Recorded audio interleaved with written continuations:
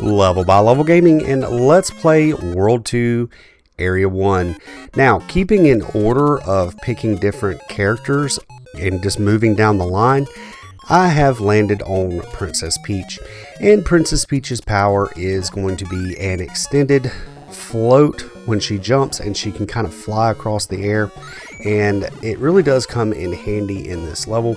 Now, I really do think that Toad would be the optimal player to pick for this area, and you'll see when we get to the end and we go inside of the pyramid why I would think that's so.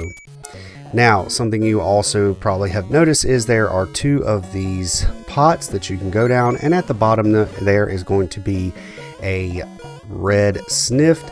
And even though you take him out, I couldn't find any other secrets that have to do with those pots. We are going to get our secret potion and go into subspace, grab some coins and our mushroom for our extra health module. Alright, now moving past those cobras and our first quicksand pit, we are going to get to a little pyramid stack of blocks here and one of these fire shooting flowers.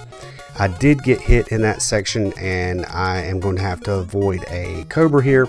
I do throw it back and get that red shy guy out of the way because I do want to try to grab this cherry, because when I do, you will see what happens when you grab a certain amount of cherries.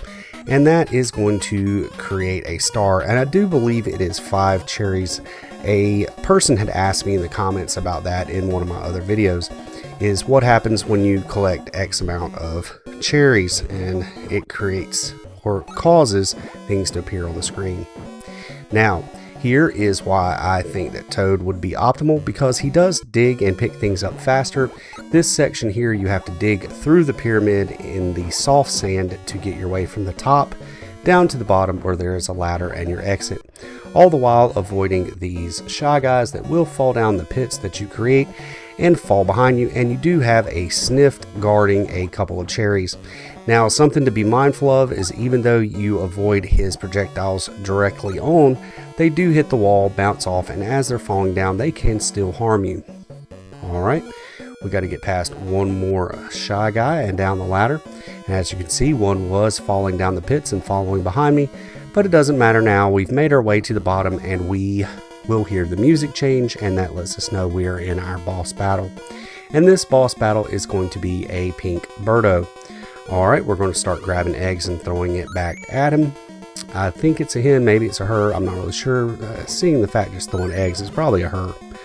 Alright, there we go. Let's see if we can catch another one. I've been missing. It's been hit or miss, literally. Alright, let's see what happens with this egg here. Alright, another hit. I do believe we only need one more.